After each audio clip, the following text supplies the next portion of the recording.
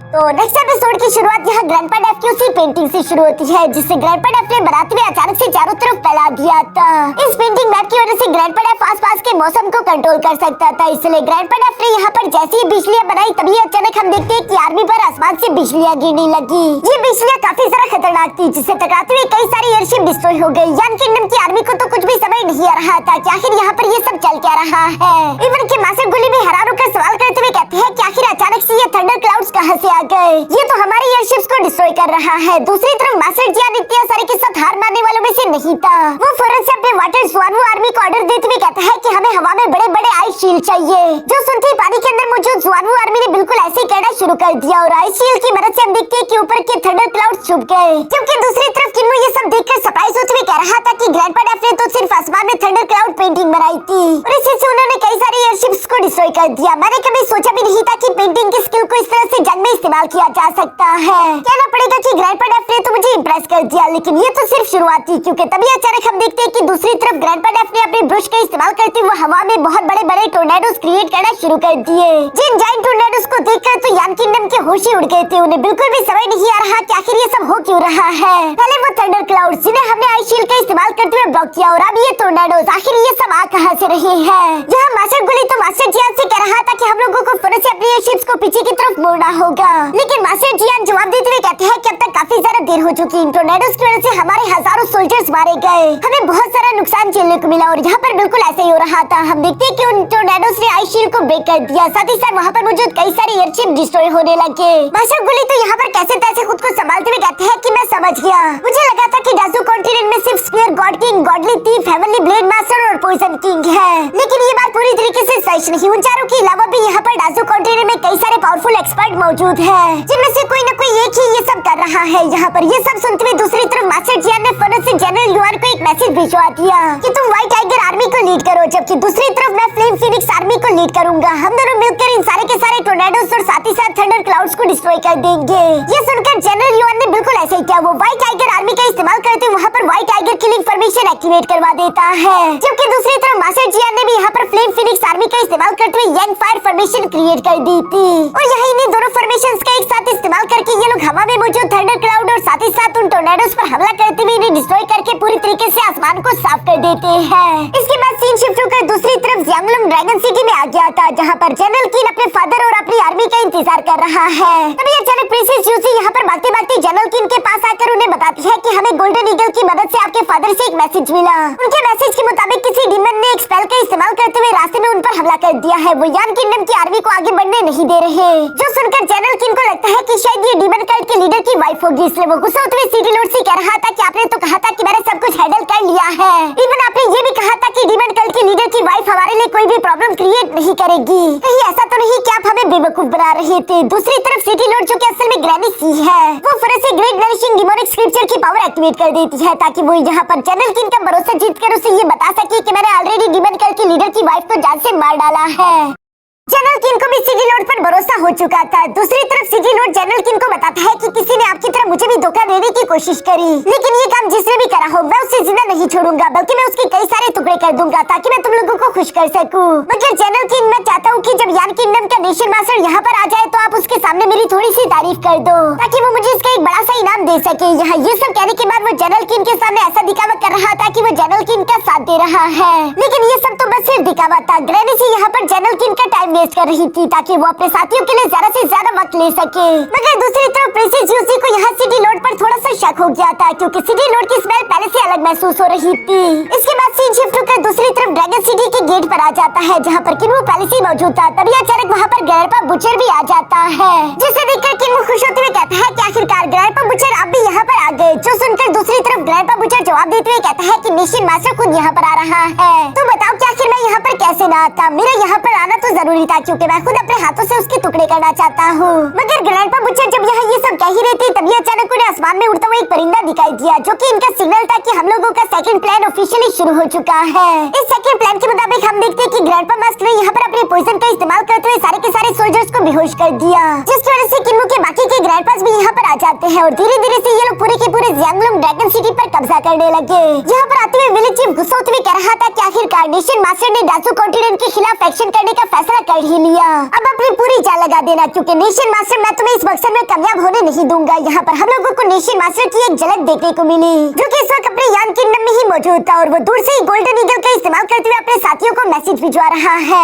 इस सारे के सारे हमले और एक्शन का मास्टरमाइंड असल में कोई और नहीं बल्कि नेशन मास्टर ही है। ये एक फुल स्केल इन्वेजन था। विलेज चीफ को भी इस बारे में अंदाजा था कि नेशन मास्टर कितना ज्यादा खतरनाक हो सकता है, इसलिए उसने अपने ग्रैंडपा और साथ ही साथ कुछ और साथियों को इसी काम पर लगा दिया था कि सिटी के अंदर मौजूद जितने भी सिटीजन थे उन सब लोगों को टेंपल के अंदर इकट्ठा कर लो। विलेज चीफ की इस ऑर्डर को सुनते ही वो ग्रैंडपास बिल्कुल ऐसे ही करते हैं। वो फौरन यहाँ से चले गए। जिनके जाने के बाद हम देखते हैं कि ग्रैंडपा बुचर ने भी अपने ब्लेड इंटेंट को यहाँ स्लैश के फॉर्म में बाहर की तरफ निकालते हुए ड्रैगन पिलर्स के अंदर डाल दिया था। किल्मो तो ये देखकर हैरान होते हुए कहते हैं कि ग्रैंडपा बुचर आखिर आप ये क्या कर रहे हो, जिस पर ग्रैंडपा बुचर बताते हैं कि इस वक्त यान किंगडम की आर्मी बहुत बड़ी है। पहले तो हम उन्हें बाहर की तरफ रोकने की कोशिश करेंगे, लेकिन अगर हम उन्हें रोकने में कामयाब ना हो पाए तो हम लोगों का सेकंड प्लान शुरू हो जाएगा। और सेकंड प्लान यही है कि हम इन गोल्डन ड्रैगन पिलर्स को डिस्ट्रॉय कर देंगे, जिनके अंदर मेरा ब्लेड इंटेंट डला हुआ है। मैं आसानी के साथ उन्हें डिस्ट्रॉय कर सकता हूँ। ये सुनते ही किन्मो को सारा प्लान समझ आ गया। वो समझ जाता है कि रात होने पर जब यान किंगडम की आर्मी यहाँ डासू कॉन्टिनेंट में इंटर करेगी और वो जैसे ही यहाँ ज़ियांगलुंग ड्रैगन सिटी पहुंचेगी तो ग्रैंडपा बुचर इन दोनों पिलर्स को डिस्ट्रॉय कर देगा और इन पिलर्स के ना होने की वजह से डासू कॉन्टिनेंट का अंधेरा उन सारी के सारी आर्मी को निकल जाएगा और ज़ियांगलुंग ड्रैगन सिटी के नॉर्मल लोगों को कुछ ना हो, इसलिए उन सब लोगों को टेंपल और पैलेस के अंदर इकट्ठा कर दिया गया है, जिसके ऊपर तो स्टार स्टोन्स मौजूद है और इसी वजह से वो जगह महफूज रहेगी।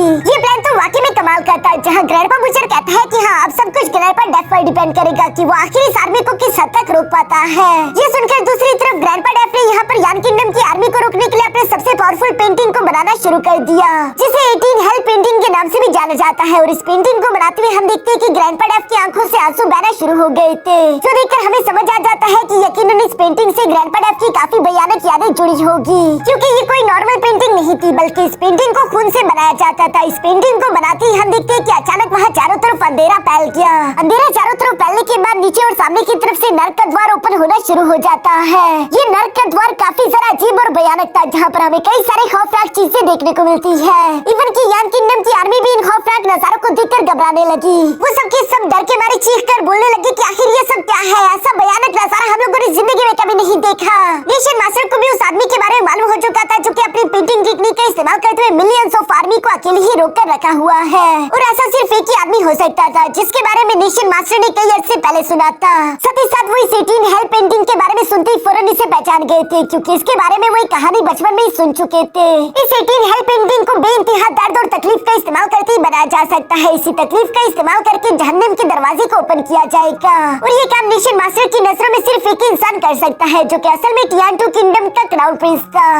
टियान्टू किंगडम के उस क्राउन प्रिंस को पेंटिंग्स बनाने का बहुत ज्यादा शौक था। वो जब भी पेंटिंग्स बनाता वो उनमें पूरी तरीके से खो जाता। वो अपने किंगडम का सबसे ज्यादा हैंडसम इंसान माना जाता था, जबकि साथ ही साथ उसके स्किल्स भी लाजवाब थे। सब लोग ही उसकी पेंटिंग्स को देखकर दंग रह जाते। अगर आसान लफ्जों में कहो तो वो एक टैलेंटेड गॉड गिफ्टेड इंसान था, लेकिन वो जब भी अपनी पेंटिंग्स बनाता वो पूरी तरीके से बहरा हो जाता। उसे कुछ भी सुनाई नहीं देता। वो अपनी पेंटिंग्स में इतना सारा मसरूफ होता कि उसके आसपास क्या चल रहा है उसे कुछ भी मालूम नहीं होता। कई कई दिनों तक तो वो खाना भी नहीं खाता था। इवन कि जब एक दिन रॉन्ग वुल्फ किंगडम ने टियान्टू किंगडम पर हमला कर दिया था, तब भी उसे इस जंग की खबर नहीं हुई। टियान्टू किंगडम खुद को इस हमले से बचा नहीं पाया, लेकिन यहाँ दूसरी तरफ क्राउन प्रिंस को इस हमले की खबर तब हुई जब उसकी पेंटिंग पर खून आकर गिरा। इस खून को देखकर जब क्राउन प्रिंस होश में आया तो वो सामने की तरफ देखता है कि उसका टियान्टू किंगडम तो पूरी तरीके से तबाह बर्बाद हो चुका है। उसके किंगडम का हर एक इंसान मारा जा चुका है। इवन की रॉन्ग वुल्फ किंगडम वाले इतने ज्यादा जालिम थे कि उन्होंने क्राउन प्रिंस की बीवी और उसकी बच्ची को यहाँ घोड़ों के कदमों के नीचे कुचलकर जान से मार डाला, जबकि इसके अलावा उन लोगों ने क्वीन की गर्दन को काटकर यहाँ उसके सर को सिटी गेट पर लटका दिया था, जबकि दूसरी तरफ वो एम्परर के सर को काटने के बाद उसके साथ मौज मस्ती कर रहे थे।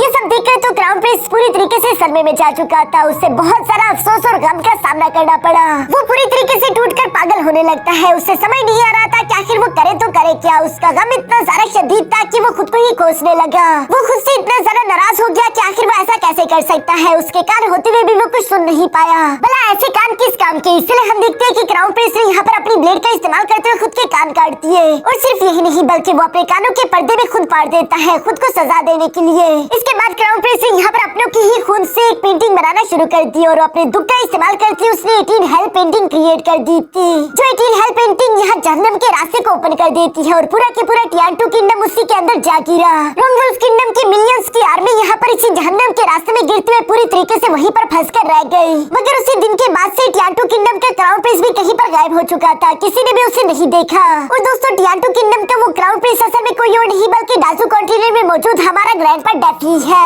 दूसरी तरफ नेशन मास्टर यहाँ पर अपने साथियों को बताता है कि एक बार मैं टियांटो किंगडम की उसी कैपिटल वाली जगह में गया था जहाँ पे भी 18 हेल पेंटिंग बनी हुई है। ये 18 हेल पेंटिंग असल में जहन्नम के 18 लेयर्स है जिन्हें बारी बारी करके मैंने गुजरते हुए उन्हें डीपली अंडरस्टैंड किया। और इन हेल के लेयर से गुजरने के बाद ही मैं उस आदमी के गम और दर्द को अच्छे से समझ पाया हूँ। मैं उस क्राउन प्रिंस को बहुत ही ज्यादा एडमायर करता था, इसलिए मैंने अपने एम्परर के सामने एक प्रस्ताव रखा था कि वो हमारे एकेडमी में हॉल ऑफ पेंटिंग सेज के नाम से भी एक डिपार्टमेंट ओपन करवा दे जहाँ पर इसी तरह की पेंटिंग टेक्निक सिखाई जाएगी। और मैंने ये बिल्कुल भी नहीं सोचा था कि डाजो कॉन्टिनेंट में मेरे सामने उसी पेंटिंग सेज से हो पाएगा। सबसे बड़े अफसोस की बात तो यह है कि मैं पेंटिंग सेज को अपने एकेडमी का मास्टर बनाना चाहता था, लेकिन वो तो यहाँ हमारे दुश्मन के तौर पर हमारे सामने खड़ा है। दूसरी तरफ सीन शिफ्ट होकर यहाँ ग्रैंडपा डेफ पर भी आ जाता है जिनके 18 हेल पेंटिंग को बनाते हुए आंखों से आंसू बह रहे थे। जिनमें भी उनके दर्द और दुख को देखकर थोड़ा सा इमोशनल हो जाता है। तभी अचानक दूसरी तरफ हम देखते हैं कि ग्रैंडपा डेफ ने चुकी इस 18 हेल पेंटिंग को पूरी तरीके से कंप्लीट कर लिया था, तो वो इसके अटैक को रेडी करना शुरू कर चुके। जब हम देखते हैं कि डीमन स्कल के मुंह के अंदर से यहाँ आसमान से लावा नीचे की तरफ गिरने लगा और ये लावा जिस एयरशिप पर गिरता है वो पूरी तरीके से डिस्ट्रॉय होने लगा। मास्टर जियान और जनरल युआन ये देखकर तो पूरी तरीके से हैरान हो जाते हैं क्योंकि आज से पहले उन लोगों ने इस तरह के किसी भी खतरे का सामना कभी नहीं किया था। ये 18 हेल पेंटिंग सच में किसी जहन्नम की तरह थी जहाँ पर मौजूद सोल्जर जान से मारे जाने लगे। इवन कि इस 18 हेल पेंटिंग में कई सारे डीमंस भी मौजूद थे जो कि शैडो के फॉर्म में आगे की तरफ बढ़ते हुए सोल्जर्स पर कब्जा करके उन्हें जान से मार रहे थे। मास्टर जियान के पास यहाँ अपने सोल्जर्स को इस तरह से बेरहमी के साथ मरता हुआ देखने के सिवा कुछ भी नहीं था। सिर्फ 1 मिनट के अंदर ही हम देखते हैं कि यान किंगडम के कई मिलियन सोल्जर जान से मारे गए। मास्टर जियान जहाँ कुछ भी समझ नहीं पा रहे थे तभी अचानक उनके सामने एक गोल्डन बर्ड आ जाता है जो कि नेशन मास्टर का एक मैसेज लेकर आया हुआ था। और इस मैसेज में एक तरीका था जिसका इस्तेमाल करते हुए मास्टर जियान अपने साथियों को लेकर इस 18 हेल पेंटिंग से बाहर जा सकता है। इस मैसेज को पढ़ते ही मास्टर जियान फौरन अपने सारे के सारे कमांडर्स को ऑर्डर देते हुए कहते हैं कि चलो हमें 4 सिंबल बैटल फॉर्मेशन बनानी होगी। सिर्फ यही एक तरीका है यहाँ से बाहर निकलने का। मास्टर जियान की ये बात सुनकर वहाँ पर मौजूद सारे के सारे कमांडर्स बिल्कुल ऐसे ही करते हैं जिन्होंने अपने सोल्जर्स के साथ मिलकर यहाँ पर 4 सिंबल बैटल फॉर्मेशन बनाना शुरू कर दी। इस फॉर्मेशन में हम देखते हैं कि white tiger formation, fire phoenix formation, swanwood turtle formation, azure dragon formation, ये चारों के चारों फॉर्मेशन हजारों लाखों सोल्जर्स की स्पिरिचुअल एनर्जी से बनकर अपनी सारी की सारी पावर यहाँ बीच में मौजूद मास्टर जियान की तरफ ट्रांसफर करने लगे।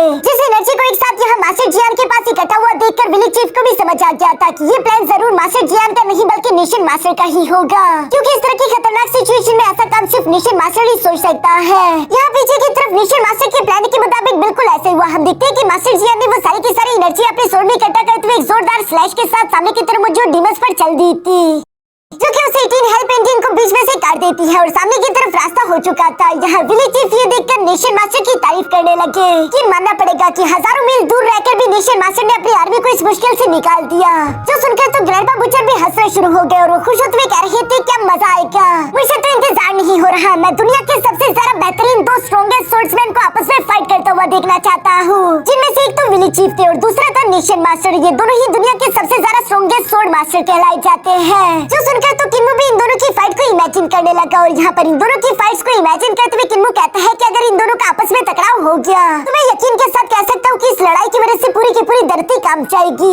यहाँ चूंकि अब ग्रैंडपा डेफ की 18 हेल पेंटिंग को काट दिया गया था तो विलेज चीफ उसे आवाज देते हुए कहते हैं कि मास्टर डेफ तुमने अपना काम कर दिया, अब बाकी की जंग इसी ज़ियोंगलुंग ड्रैगन सिटी में होगी जो जंग काफी सारा भयानक मंजर लेने वाली है। इसके बाद सीन शिफ्ट होकर दूसरी तरफ यहाँ नेशन मास्टर पर भी आ जाता है जिनके पास मास्टर गुली आ चुका था और वो उन्हें गुड न्यूज देते हुए बताता है कि हमारी आर्मी उस मुश्किल से निकल चुकी है। ये सब कुछ नेशन मास्टर आपकी समझदारी की वजह से हो पाया। अगर आपने वो डायग्राम्स वहाँ पर ना भिजवाए होते तो शायद हम कभी भी उस मुश्किल से ना निकल पाते। ये सुनकर नेशन मास्टर गुली का शुक्रिया अदा करते हुए कहता है कि थैंक यू यहाँ वक्त पर आकर मुझे रिपोर्ट करने के लिए। मास्टर गुली जवाब देते हुए कहता है कि ये तो मेरा फर्ज था, मैं 200 साल तक डाजू कॉन्टिनेंट में फंस कर रहा, अगर मैं वहाँ फ्रीज ना होता तो शायद मैं इस जंग में आपकी ओर जरा मदद कर पाता। लेकिन नेशन मास्टर अगर आप अपनी तलवार खुद बाहर की तरफ निकाल कर इस जंग में हिस्सा लेते तो उस पेंटिंग बनाने वाले डीमन की हिम्मत ही ना हो पाती कि वो आपके सामने खड़ा भी हो पाए। जो सुनकर नेशन मास्टर जवाब देते हुए कहता है कि नहीं, उस आदमी के सामने अपनी तलवार निकालने से मुझे शर्म आ रही थी क्योंकि मेरे सोर्समैन टेक्निक उसी की एक पेंटिंग से इंस्पायर है। मैंने उसकी एक पेंटिंग देखी थी जिसमें उसने एक मास्टर को बनाया था, उसकी तलवार काफी ज्यादा तेज चमक रही थी।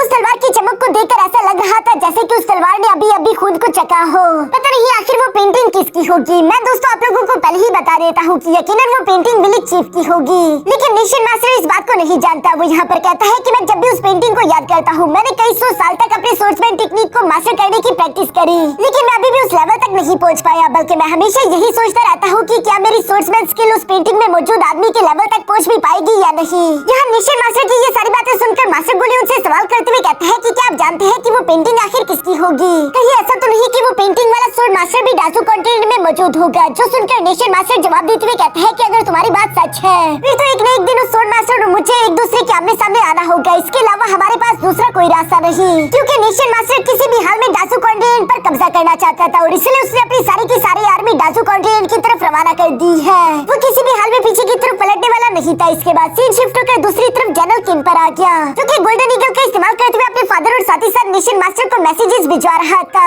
ताकि वो उन्हें जंग के मैदान के बारे में पहले से ही आगाह कर सके। साथ ही साथ वो यहाँ पर सिटी लॉर्ड से सवाल करते हुए कहता है कि सिटी लॉर्ड, आपने कहा था कि जिस भी डीमन ने मेरी आर्मी के खिलाफ वो पेंटिंग्स और स्पेल का इस्तेमाल किया था आप उसे पकड़कर सजा दोगे, तो बताओ कि आखिर वो डीमन कहाँ पर है। जो सुनकर सिटी लॉर्ड यहाँ जनरल किन से माफी मांगते हुए कहता है कि ऑलरेडी मैंने अपने सोल्जर्स को इसकी इन्वेस्टिगेशन करने के लिए काम पर लगा दिया है। जैसे ही मुझे उस डीमन के बारे में कुछ भी मालूम होगा मैं फौरन से उसे पकड़कर आपके सामने हाजिर कर दूंगा।